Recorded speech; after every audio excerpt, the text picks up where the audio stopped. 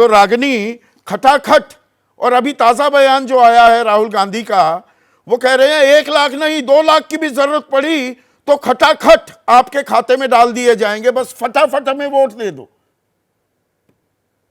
तो 1 लाख और 2 लाख बांटकर वोट हासिल करने की कोशिश कर रहे हैं आप। संदीप जी देखिए, प्रधानमंत्री जी ने पद की गरिमा तो बनासकांठा में ही खो दी। उस भाषण के बाद उनके पद की गरिमा तो बची नहीं। और अब जो दूसरे नेताओं की मिमिक्री और नकल करने पर बेचारे मजबूर हुए जा रहे हैं, मुझे लगता है उनकी खुद की गरिमा भी हर बीतते चुनावी चरण के साथ गिरती जा रही है। खटाखट खटाखट खटाखट, क्योंकि हर चुनावी चरण के साथ उन्हें समझ आ रहा है कि झोला उठाने और रिटायरमेंट का वक्त आ रहा है। खटाखट खटाखट खटाखट। तो ये तो जो आपने कहा कि कुछ सुरताल मिला के बात, मैंने उसी तरीके से शुरू की, पर वे एक गंभीर बात पर आ जाते हैं। संदीप जी, मैं जब छोटी थी तो स्कूल में एनसीईआरटी की किताब में एक जंतर हुआ करता था गांधी जी का, पहले पन्ने पर। उस जंतर में लिखा रहता था कि मन में कभी भी दुविधा हो किसी भी काम को करने से पहले, तो जीवन में जो सबसे गरीब, सबसे कमजोर, सबसे शोषित, प्रताड़ित व्यक्ति आपने देखा, उसका चेहरा याद कीजिएगा और फिर सोचिएगा कि जो काम आप करने जा रहे हैं उससे उसके जीवन में कुछ सुधार आएगा कि नहीं। अगर आपकी अंतरात्मा जवाब हाँ में देती है तो निर्भीक होकर, बेझिझक होकर आगे बढ़िए और वो काम करिए। और मुझे बहुत गर्व है कि कांग्रेस पार्टी और राहुल गांधी जी पंक्ति में खड़े हुए अंतिम आदमी के आंसू पोंछने का काम करना चाहते हैं। खटाखट खटाखट खटाखट। तो आप ही ने कहा अभी थोड़ी देर पहले कि उद्योगपतियों का, जो मोदी जी के मित्र हैं, 16 लाख करोड़ रुपया माफ हो जाता है। वो कोई खैरात नहीं है, वो कोई फ्रीबी नहीं है। पर अगर एक आम गृहिणी जिसका घरेलू बजट बिगड़ गया 35 साल में हुई सबसे ज्यादा महंगाई के कारण, उसको 8500 रुपया खाते में चला जाता है, तो उसे हम खैरात कहना शुरू कर पैसे देंगे। आएंगे कहां नहीं से? कहना चाहिए, वो फटाफट उसका फटाफट अधिकार है। ये पैसे उसका अधिकार खटाखट है। खटाखट उनके खाते में कैसे डलेंगे? बिल्कुल वैसे ही आएंगे जैसे किसानों का कर्जा माफ करने के लिए 72,000 करोड़ आ गए थे, मोदी जी के पास नहीं आए।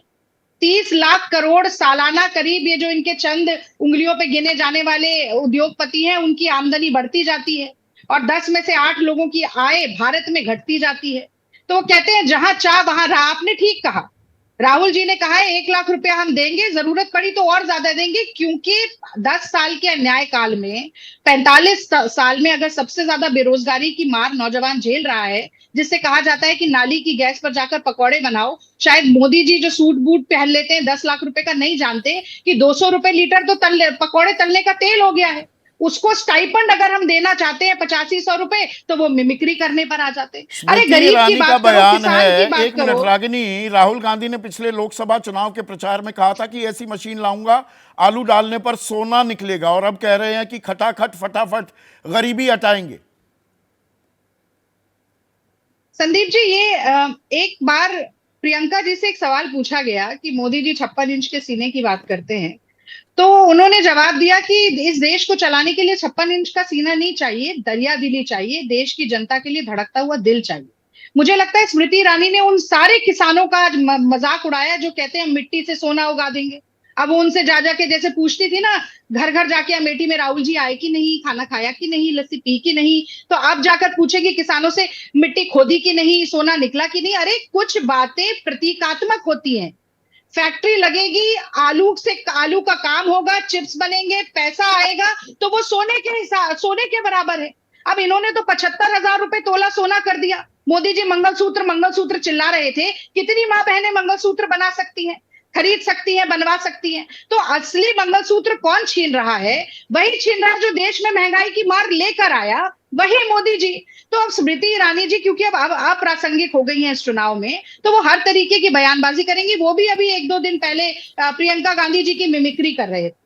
तो आप देखिए, मैं तो ये तो कहना बीजेपी चाहती की हूँ नकल कर रही कि हैं कि बीजेपी किसान सम्मान मैं निधि ये में कहना चाहती 6,000 हूँ। रुपए सालाना दे रही है या 5 किलो अनाज दे रही है, तो चौथे चरण के बाद मल्लिकार्जुन खड़गे बहुत को अच्छा याद आता है सवाल, कि अब हम 10 किलो दे देंगे, तू डाल बहुत डाल में अच्छा पात सवाल पात। आपने पूछा। नहीं, आप ऊंट के मुंह में जीरा दे रहे हैं। आपने 20,000 रुपए प्रति हेक्टेयर किसान की लागत बढ़ा दी, क्योंकि आपने कृषि के उपकरणों पर, खाद पर, कीटनाशक पर, हर किसी पर जीएसटी लगा दिया। उसके बाद आप 500 रुपये महीना दे रहे हैं और सोच रहे हैं कि किसान पर एहसान हो रहा है। बिल्कुल नहीं। 80, एक बात बताइए संदीप जी, 80 करोड़ लोगों तक अगर राशन पहुंच रहा है मुफ्त का, तो ये हमारा देश ग्लोबल हंगर इंडेक्स में नेपाल, पाकिस्तान, श्रीलंका, बांग्लादेश सबको हराकर भूखमरी में विश्व गुरु क्यों बनता जा रहा है? ये अनाज किन धन्ना सेठों के गोदाम में जा रहा है? किन धन्ना सेठों की तोंद फुला रहा है? ये तो पूछना चाहिए पहले। ये भाजपा के प्रवक्ता आते ही नहीं आपके डिबेट में, क्योंकि पता है आप कड़े सवाल पूछेंगे। प्रियंका गांधी वाड्रा तो कहती थी ये 5 किलो अनाज देकर निर्भर बना रहे हैं, युवा को, गरीब को आत्मनिर्भर बनाना है। अब आप भी निर्भर बना रहे हैं कि 5 नहीं 10। देखिए, नहीं संदीप जी, देखिए, एक तो कर्नाटक में हमने वादा किया, आपने पूछा कि भरोसे की बात है, हमने कहा कि सरकार आ गई तो 10 किलो मुफ्त देंगे अनाज, हमने वो किया। हमने केंद्र सरकार से कहा कि चावल कम पड़ रहे हैं तो हम चावल आपसे खरीदना चाहते हैं। कर्नाटक सरकार ने कहा, तो उन्होंने कहा कि एफसीआई में चावल ही नहीं है, चावल देने से ही मना कर दिया। तो हमने डायरेक्ट पैसा जो है वो लोगों के खाते में डाला।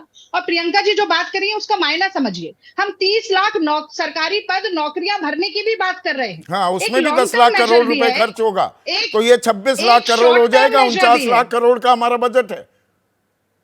एक शॉर्ट टर्म मेजर भी है। तो आप क्या कह रहे हैं 30 लाख सरकारी पद जो खाली है वो ना किया जाए?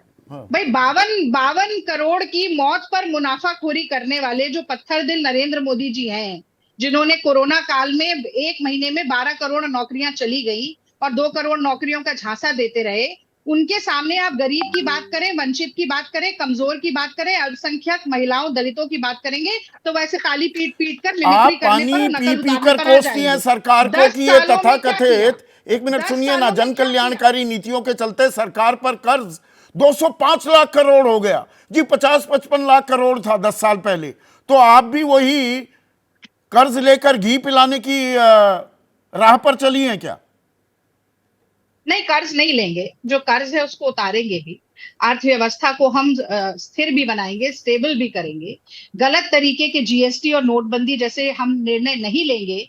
जो मनमोहन सिंह जी ने कहा था कि जो 2% जीडीपी धड़ाम करके गिरेगी, और मोदी जी ने कहा था कि रेनकोट पहनकर नहाते हैं, और अब कौन रेनकोट पहनकर नहा रहा है, कहाँ मुंह छुपा रहा है, वो सब चीजें सामने आ रही हैं। मैं तो बस ये कहूंगी कि सरकार की प्राथमिकता देखिए कि अस्पताल के बिस्तर पर 5% का जीएसटी है और हीरे पर 1.5% का जीएसटी है। तो गरीब गरीब ना होता जाए, अमीर अमीर ना होता जाए, ये खाई बढ़ती ना जाए, ये सुनिश्चित करना कांग्रेस पार्टी का, राहुल गांधी का और इंडिया गठबंधन का लक्ष्य है, और उसके प्रति हम मन, वचन और कर्म से प्रतिबद्ध हैं। और इसीलिए खटाखट पैसे देने की बात हो रही है। तो जैसे ही घड़ी का काटा दोपहर 2:30 पे आए, बबीता जी का दिल सास बहू साजिश के लिए मचल जाए।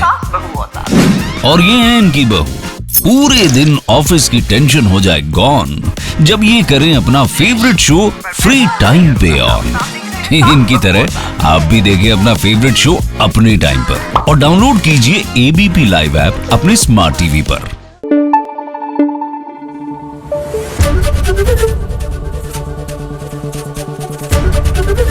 एबीपी न्यूज आपको रखे आगे।